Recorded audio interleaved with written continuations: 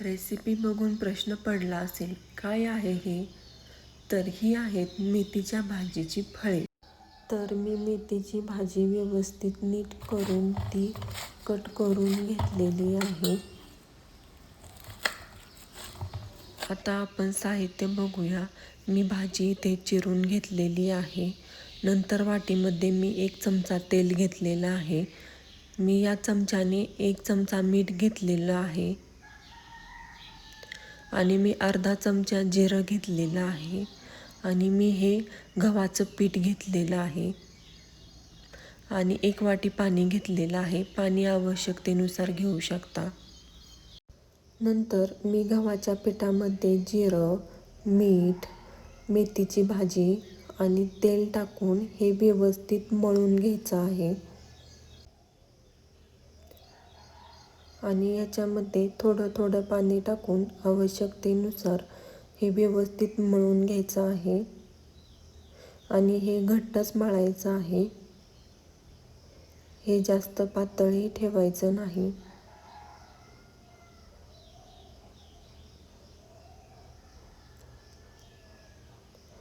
मी हे मळून घेत आहे. ही कणिक मळताना जर पाणी जास्त झालं तर याच्यामध्ये थोडंसं पीठ ॲड करायचं आणि हे घट्टसर ठेवायचं. नंतर मी या पिठाचे हातावर छोटे छोटे असे उभे गोळे करून घेत आहे. हे गोळे करताना आपल्याला हाताला तेल आणि पीठ लावून घ्यायचं आहे थोडंसं आणि ह्याला असा आकार द्यायचा आहे.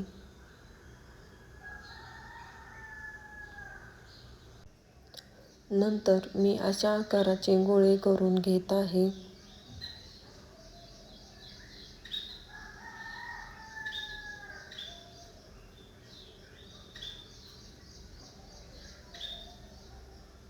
आता माझे हे गोळे तयार करून झालेले आहेत.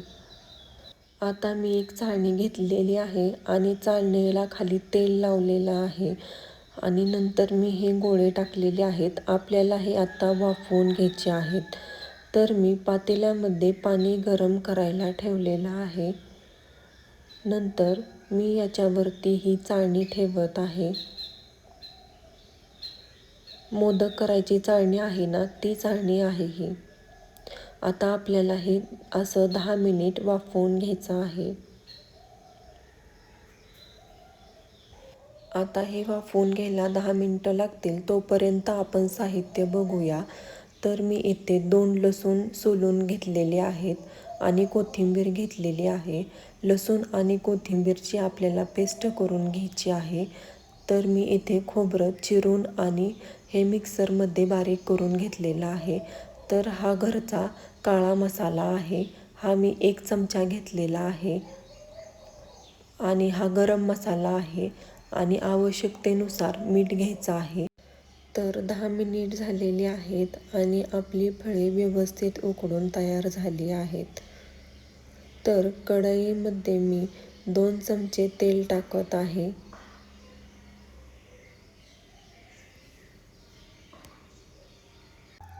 तेल गरम झाल्यानंतर मी याच्यामध्ये कोथिंबीर आणि लसूणची पेस्ट टाकत आहे. ही तेलामध्ये 2 मिनिट परतून घ्यायची आहे. नंतर याच्यामध्ये मी खोबरं टाकलेलं आहे.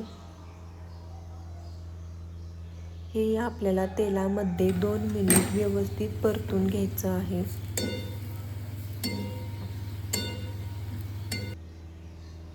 नंतर याच्यामध्ये मी घरचा काळा मसाला टाकलेला आहे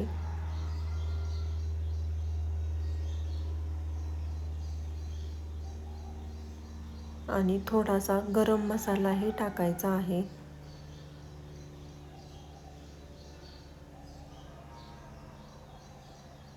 नंतर याच्यामध्ये उकडलेली फळे टाकायची आहेत आणि ही परतून घ्यायची आहेत मसाल्यामध्ये.